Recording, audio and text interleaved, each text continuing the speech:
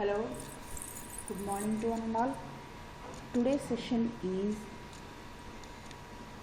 occupational safety and healthy working conditions. So it is also called occupational healthy and safety code 2020. So ఇది ఎలా వచ్చింది, దాని యొక్క rules and regulations ఏంటి, లేబర్స్కి ఇచ్చేటువంటి రూల్స్ అండ్ రెగ్యులేషన్స్, ఈ బిల్స్ ఎలా పాస్ అయ్యాయి, వాటి యొక్క కోడ్స్ అనేవి ఈరోజు చూద్దామండి. సో నెక్స్ట్ వన్ వచ్చేసి introduction to the labour codes. Labour codes అనేవి ఎలా వచ్చినాయి, డిఫరెంట్ లేబర్ కోడ్స్ అనేవి మనకి ఇక్కడ ఉన్నాయి అన్నమాట. వాటి యొక్క బిల్ అనేది ఎలా పాస్ అయింది ఏంటనేది మనం ఇక్కడ చూద్దాము. In 2019 the ministry of labour and employment introduced 4 bills to 29 central laws. Okay, 4 bills అనేవి ఇక్కడ మనకి చాలా ఇంపార్టెంట్గా ఉన్నాయి అన్నమాట. అవేంటో చూద్దాము. The code regulate, these code regulates, ఈ యొక్క 4 బిల్స్ అనేవి ఏమేమి ఉన్నాయో వాటి యొక్క రెగ్యులేషన్స్ ఏంటో అనేది చూద్దాం. ఫస్ట్ వన్ వచ్చేసరికి వేజెస్ అంటే తెలుసు కదండి, వేతనాలు అంటే కార్మికులకి లేబర్స్కి ఇచ్చేటువంటి వేతనాలు. Okay, next one industrial relations, పరిశ్రమల యొక్క వాటి యొక్క అనుబంధాల గురించి, అంటే పరిశ్రమలకి ఇంకో పరిశ్రమలకి, ఫర్ ఎగ్జాంపుల్ రిలయన్స్ ఉంది, అలాగే వాటి యొక్క ప్రొడక్షన్ ఎక్కడి నుంచి జరుగుతుంది, వాటి యొక్క యూజెస్ ఏంటి, దాని యొక్క బెనిఫిట్స్, ఇలా మనకి ఇండస్ట్రియల్ రిలేషన్స్ ఒకదానితో ఒకటి సంబంధం ఉండటం అనమాట. నెక్స్ట్ వన్ సోషల్ సెక్యూరిటీ అంటే మనకి ఈ బిల్ అనేది చాలా ఎక్కువగా అంటే జనరల్గా జనాల్లోకి వెళ్ళటానికి సోషల్ సెక్యూరిటీ అనేది మనకి మెయిన్ కదండి. సో ఇలా ఉంది. Next one occupational safety healthy and working conditions. Occupational safety అంటే మనకి ఇప్పుడు పనిచేసే కార్మికులు ఎటైతే ఉంటారో, అంటే ఎక్కడైతే వాళ్ళు ప్రమాదకరమైనటువంటి ప్లేసుల్లో పనిచేస్తూ ఉంటారో అలాంటి వాళ్ళకి సేఫ్టీ ఎంతవరకు ఉంది, అలాగే వాళ్ళ యొక్క హెల్త్ అనేది దాని యొక్క కండిషన్స్ గురించి మనకి ఇక్కడ ఈ కోడ్ అనేది తెలియజేస్తుంది. చూడండి, 4 బిల్స్ అని పైన మనం ఇక్కడ చదువుకున్నాము. సో 4 బిల్స్, ఫస్ట్ వన్ వచ్చేసరికి వేజెస్ వేతనాలు, next one industrial relations, third one social security, and fourth one is the occupational safety and healthy working conditions. Okay, wages code అనేది 2019లోనే మనకి బిల్ పాస్ అయ్యడం జరిగింది. ఆల్రెడీ బీ పాస్డ్ బై పార్లమెంట్లో pass అయ్యిందనమాట. Okay, next one the standing committee has submitted the report on the 3 bills. Remaining 3 bills ఏదైతే industrial relations, social security and occupational safety healthy and working conditions ఉన్నాయో ఆ యొక్క remaining 3 bills మనకి ఇక్కడ 2019లో new one is corporated central certain changes, అంటే మనకి ఇక్కడ సర్టన్ చేంజెస్ అనేవి కొంచెం ఆ యొక్క 3 బిల్స్లో ఉన్నాయన్నమాట. అవేంటో మనం ఇక్కడ చూద్దాం. చేంజెస్ అలాగే దాని యొక్క రికమెండేషన్స్, బిల్ అనేది ఎప్పుడు పాస్ అయ్యింది, ఇవన్నీ కూడా మనకి ఇక్కడ చూద్దాము. 233 recommendations made by the parliament standing committee అనేది, అలాగే 74% of the recommendations have been accepted by the government నుంచి కూడా అలా ఈ బిల్ యొక్క పాస్ అవ్వడానికి 74% అనేది రికమెండ్ చేయటం జరిగింది. ఫస్ట్ మనకి వేజెస్ అనేది వేతనాల గురించి ఆల్రెడీ మనకి 2019లోనే బిల్ పాస్ అయిందనమాట. Okay, next one the Lok Sabha has passed the 2020 bill on 22nd September and the Rajya Sabha in this settings on 23rd September 2020. So మనకి ఇక్కడ ఈ బిల్ అనేది ఎప్పుడు లోక్సభలో 22nd సెప్టెంబర్లో మనకి ఇక్కడ బిల్ పాస్ అయితే, అలాగే రాజ్యసభలో ఎప్పుడండి 23rd అంటే ఒకరోజు గ్యాప్లో మనకి ఇక్కడ ఉందన్నమాట. ఓకే, నెక్స్ట్ వన్ చూడండి. ఇది వచ్చేసరికి మనకి occupational safety healthy and working conditions code అనమాట. దీని యొక్క ఆబ్జెక్టివ్స్, దాని యొక్క లక్ష్యాలు ఏమిటి చూద్దాము. OSH దీన్ని ఏమని పిలుస్తామండి? ఫస్ట్ వన్ మనకి ఇక్కడ occupational safety healthy and working conditions, దీని షార్ట్కట్లో OSH అని చెప్పి పిలుస్తారు కదా. సో ఇక్కడ చూడండి OSH కోడ్ మనకి ఇక్కడ ఈ కోడ్ అనేది వర్కర్స్ యొక్క కండిషన్స్ అనమాట. ఇందాక చెప్పుకున్నాం కదా, కొంతమంది వర్కర్స్ ఉంటారు, ఇప్పుడు ఫర్ ఎగ్జాంపుల్ బొగ్గు గనుల్లో మైనింగ్స్లో పనిచేస్తూ ఉంటారు. వాళ్ళు ఏంటండి ఎక్కువగా వేడి దగ్గర పనిచేస్తూ ఉండడం వల్ల వాళ్ళ హెల్త్ అనేది ఎలా ఉంది, డైలీ వాళ్ళకి హెల్త్ చెకప్స్ అనేవి జరుగుతున్నాయా లేదా, వాళ్ళ యొక్క సేఫ్టీగా పనిచేస్తున్నారా, ఏదైనా ఇబ్బందిగా ఏదైనా ప్రమాదకరమైన ప్రదేశంలో పనిచేస్తున్నప్పుడు వాళ్ళు ఎలాంటి రూల్స్ సేఫ్టీ మెజర్స్ ఎలా ఫాలో అవుతున్నారు అనేది ఇక్కడ మనకి ముఖ్యంగా ఆబ్జెక్టివ్. దాని యొక్క లక్ష్యం ఏంటంటే OHS కోడ్లో మనకి ఈ యొక్క లేబర్స్ అనేవాళ్ళు ఎంత సెక్యూరిటీగా వర్క్ చేస్తున్నారు అనేది మనకి ఇక్కడ తెలియజేస్తుంది.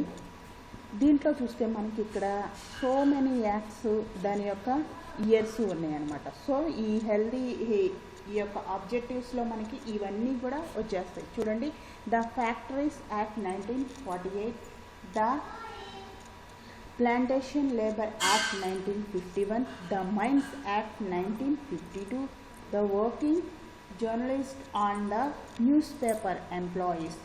ఇలా అందరూ ఎవరైతే వాళ్ళ యొక్క వర్క్, వాళ్ళ యొక్క ఉద్యోగంలో వాళ్ళు చేసే పనిని బట్టి వాళ్ళకి యాక్ట్, ఒక చట్టం అనేది తీసుకురావటం జరిగిందనమాట.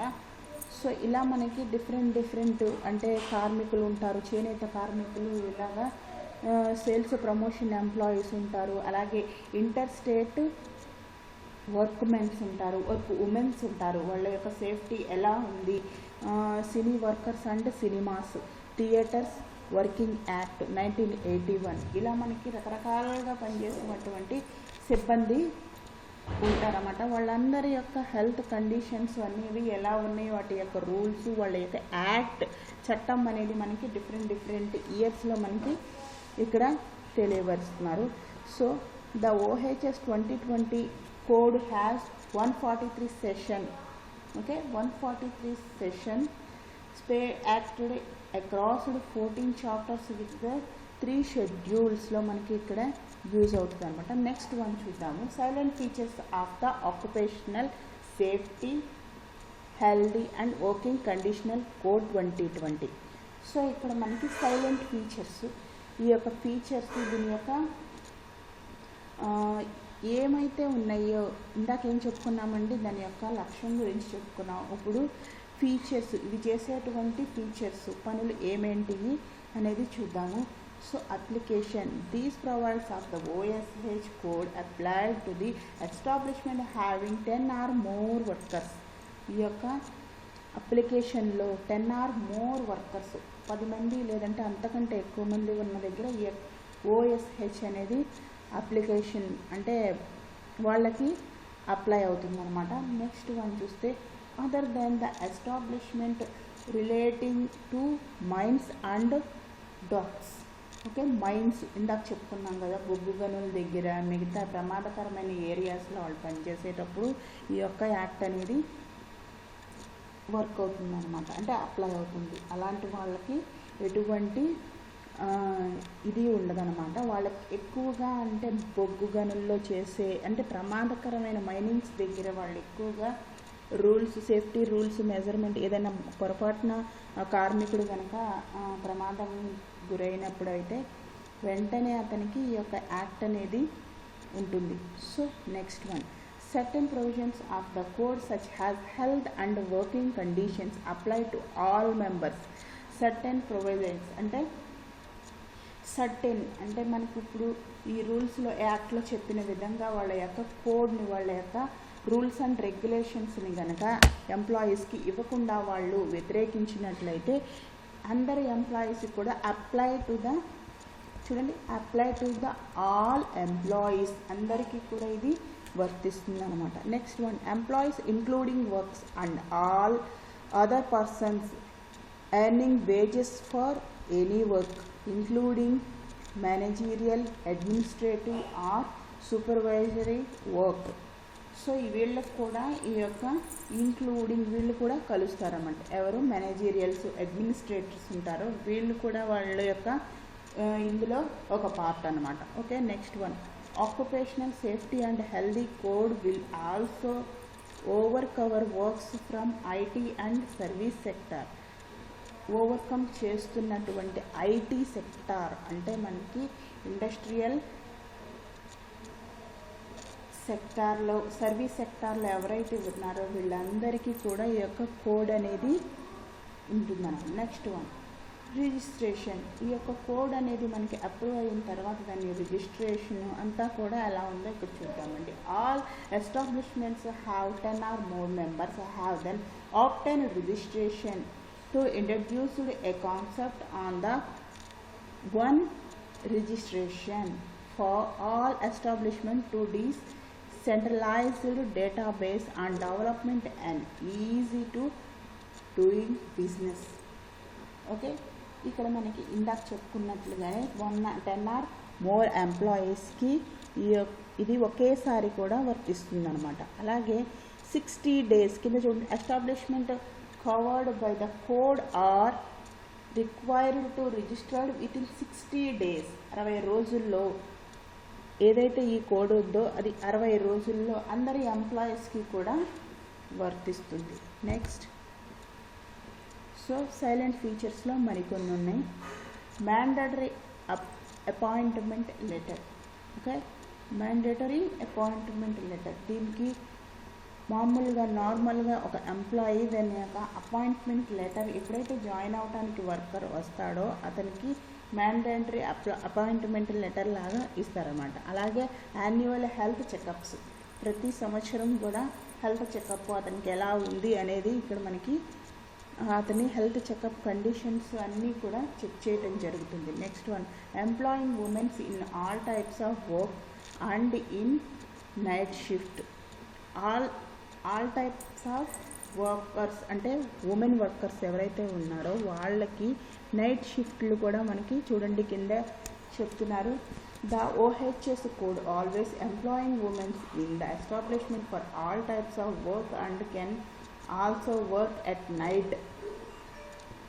వాళ్ళకి నైట్లో కూడా వర్కింగ్ షిఫ్ట్లు ఇచ్చేటప్పుడు చూడండి, beyond 7 PM and before 6 AM subject to the conditions related to the safety, holiday, working hours and their constant. So employee ఉమెన్స్కి నైట్ షిఫ్ట్ ఇచ్చినప్పుడు కూడా అంటే 7 కన్నా ముందు, నైట్ పూట అయితే 7 కన్నా ముందు, అలాగే మార్నింగ్ అయితే 6 తర్వాత వాళ్ళకి ఈ యొక్క కండిషన్స్ అనేవి ఉంటాయి. అలాగే సేఫ్టీ, హాలిడే ఉంటుంది. సేఫ్టీగా వాళ్ళ యొక్క హెల్త్ చెకప్స్ అనేవి ఇయర్లీ వన్స్ చెక్ చేయించుకోవటం. అలాగే వర్కింగ్ అవర్స్, ఒక ఓవర్ డ్యూటీలు చేస్తున్నప్పుడు ఓటీలు ఎక్కువగా చేస్తుంటారు కదా, అలాంటి వాళ్ళకు కూడా ఇది కాన్స్టెంట్గా అంటే ఎక్కువగా కాకుండా కాన్స్టెంట్గా ఉంటుంది అనమాట. అంటే ఉమెన్స్ కదా, వాళ్ళు ఓవర్ డ్యూటీ చేస్తున్నారు, ఓటీలు చేస్తున్నారు, అలాగే సేఫ్టీ మెజర్మెంట్స్ ఎక్కువ ఉండడం అలా ఏం కాకుండా జనరల్గా జెంట్స్తో పాటు ఎవరైతే మెన్ ఎంప్లాయీస్ ఉంటారో వాళ్ళతో పాటు ఈక్వల్గానే ఉంటాయి. కాకపోతే ఇక్కడ 7 PM, బిఫోర్ 7 PM, 6 AM ఇలా మనకి కొంచెం టైమింగ్లో ఉంటుందన్నమాట తేడా. ఓకే, నెక్స్ట్ చూద్దాము. During disaster. Okay, during epidemic or disaster ఏదైనా ప్రకృతికి సంబంధించి ప్రకృతి ప్రళయాలు ఏవైతే భూకంపాలు కానివ్వండి, తుఫాన్లు కానివ్వండి, ఇలా ప్రకృతికి ఏదైతే ఉన్నాయో అవన్నీ కూడా ఈ యొక్క whole or part in India in the event of declaration of epidemics.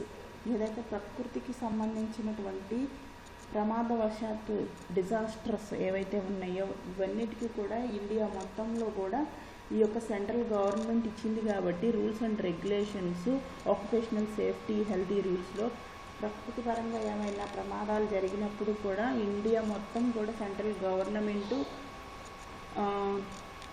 దీనికి వర్తిస్తుంది అనమాట. Okay, next one safety committee. Safety committees అంటే హెల్త్ చెకప్స్ ఎప్పుడు ఎక్కువగా చేయించుకోవటము. అలాగే the committee will be composed as the representative and the employer, and the working will be functions as the listening between them. అంటే ఒకళ్ళు అంతకంటే ఎక్కువగా ఉన్నప్పుడు ఎవరికైనా సరే ఒకళ్ళకి ప్రమాదం అనేది జరిగినప్పుడు అతని యొక్క సేఫ్టీ మెజర్మెంట్స్ ఏం తీసుకున్నాడు, ఒకవేళ తీసుకోకపోతే ఆ యొక్క ఎంప్లాయీస్ యొక్క అంటే ఎవరైతే ఉంటారో ఇందాక చెప్పుకున్నాం కదా సూపర్వైజర్స్, వాళ్ళు పని చేస్తుంటే అబ్జర్వ్ చేస్తూ ఉంటారు చూడండి, వాళ్ళకు కూడా ఈ యొక్క భాగస్వామ్యం అనేది ఉంటుందన్నమాట. ఓకే, నెక్స్ట్ వన్ షెడ్యూల్డ్ షిఫ్ట్ల ప్రకారం ఇక్కడ వర్క్స్ అనేవి చేస్తూ ఉంటారు. 29 disasters that will be the required notified by the authorities in this case of work condition. Okay, 73 safety matters of the central government may be regulated. Okay, 40 industries. Okay, health hazards ఎక్కువగా ఉన్న చోట్ల ఈ యొక్క scheduled ప్రకారం మనకి work అనేది divide చేయడం జరుగుతుంది. Next one working conditions. అలాగే వెల్ఫేర్ ఫెసిలిటీస్. వాళ్ళ యొక్క వెల్ఫేర్ కానివ్వండి, అంటే ముందుగానే అంటే ప్రమాదం అనేది జరగకుండా ముందుగానే వాళ్ళకి ఫస్ట్ ఎయిడ్ బాక్సులు లాంటివి ఇవ్వటము, అలాగే వాళ్ళకి కొంచెం ఎక్కువగా రెస్ట్, బాడీకి ఎక్కువ దగ్గరగా మైండ్స్ దగ్గరగా ఉన్నప్పుడు ఆ బాడీకి రెస్ట్ అనేది ఇవ్వటం, ఇవన్నీ కూడా మనకి టెంపరీ హౌసింగ్స్లో అనేది ఈ వెల్ఫేర్ ఫెసిలిటీ అనేది కల్పిస్తుంది అన్నమాట. ఓకే, నెక్స్ట్ వన్ వర్కింగ్ అవర్స్లో ఇప్పుడు మనం ఇందాక చెప్పుకున్నాం కదా, జెంట్స్ కానివ్వండి లేడీస్ కానివ్వండి ఓటీలు చేస్తే వర్కింగ్ అవర్స్లో ఓటీలు చేయటం, ఇవన్నీ కూడా వాళ్ళు ఏం చేస్తారండి రెగ్యులరైజ్ చేస్తారనమాట. అంటే twice the rate of daily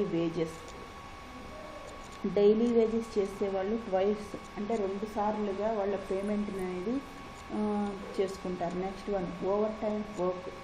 కాన్స్టెంట్గా ఎంత చేసినా కానీ ఇక్కడ మనకి ఏంటంటే కాన్స్టెంట్గానే వాళ్ళ యొక్క శాలరీ అనేది ఉంటుందన్నమాట. Next one women's can work past 7 PM and before 6 PM. చెప్పాను కదండి, ఈ మధ్యలో ఉమెన్స్ వర్కర్స్ అయితే ఎవరైతే ఉంటారో వాళ్ళకి ఈ మధ్యలో వాళ్ళ యొక్క సేఫ్టీ రిలేషన్షిప్ని related to the conditions.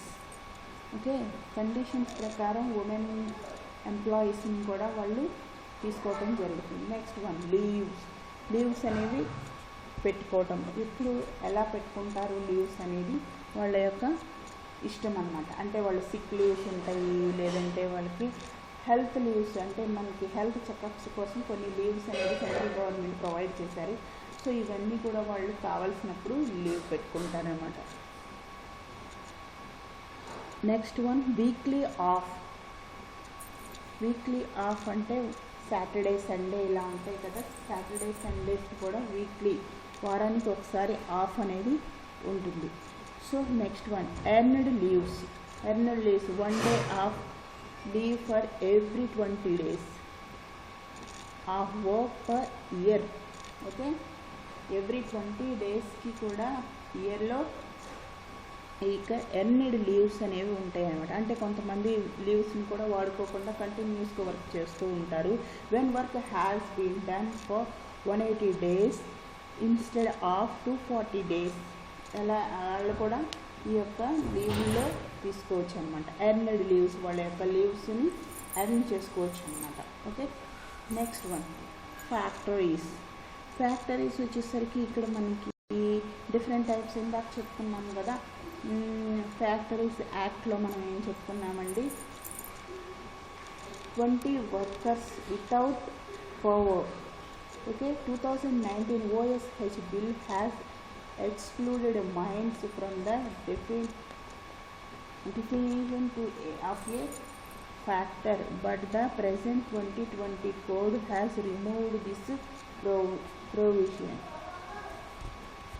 Okay, 2019లో OHS బిల్స్లో మైన్స్ అనేవి కూడా ఇంక్లూడ్ చేయడం జరిగింది. ఇప్పుడు 2020 కోడ్లో ఈ యొక్క బిల్ అనేది ఫ్యాక్టరీని రిమూవ్ చేశారన్నమాట. Okay, contract workers major overhaul. Contract వర్కర్స్కి అయితే ఎలా ఉంటుందనేది ఇప్పుడు చూద్దాము. అంటే ఇప్పుడు దాకా చెప్పుకున్నదేమో పర్మిషన్ అంటే పర్మనెంట్గా ఉన్నటువంటి వాళ్ళకి, అలాగే ఇప్పుడు కాంట్రాక్ట్ బేస్డ్ వర్కర్స్కి కూడా కొంచెం డిఫరెన్స్ అనేది ఉందన్నమాట.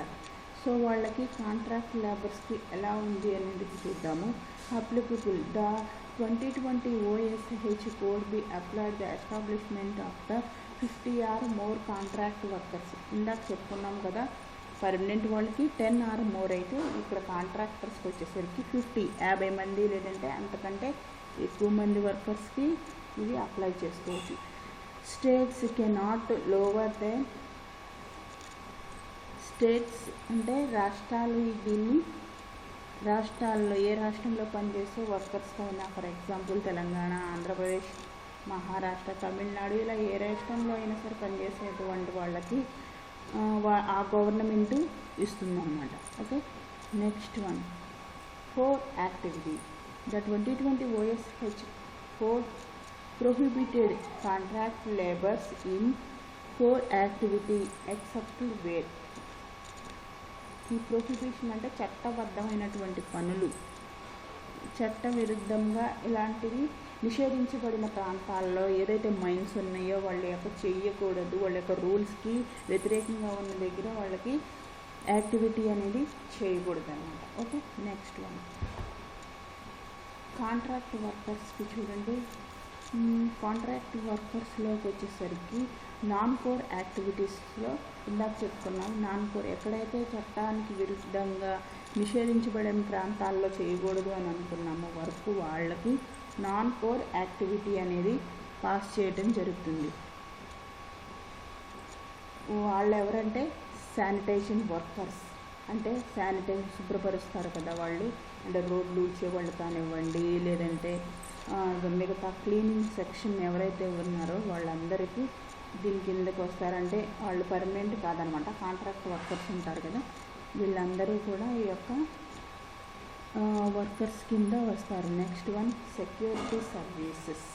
సెక్యూరిటీ వాళ్ళు కానివ్వండి, అంటే కొంతమంది సెక్యూరిటీ, ATM సెక్యూరిటీ ఉంటారు, బ్యాంకు సెక్యూరిటీస్ ఉంటారు. ఇలా మనకి security services, canteen and catering services. క్యాంటీన్లో అంటే కాలేజీలో క్యాంటీన్లో, లేదంటే క్యాటరింగ్స్ మనకి ఇంటికి తీసుకొస్తారు కదండి కొంతమంది లేబర్స్, వాళ్ళు కానివ్వండి, వాళ్ళ యొక్క సర్వీసులు, అలాగే లోడింగ్ అండ్ అన్లోడింగ్ ఆపరేషన్స్, ఇలాంటి వాళ్ళు. హౌస్ కీపింగ్స్ చెప్పుకున్నాం కదా, శానిటైజేషన్ వర్కర్స్ కానివ్వండి, హౌస్ కీపింగ్స్, ఇలాంటి వాళ్ళందరూ కూడా దీని కిందకి వస్తారన్నమాట.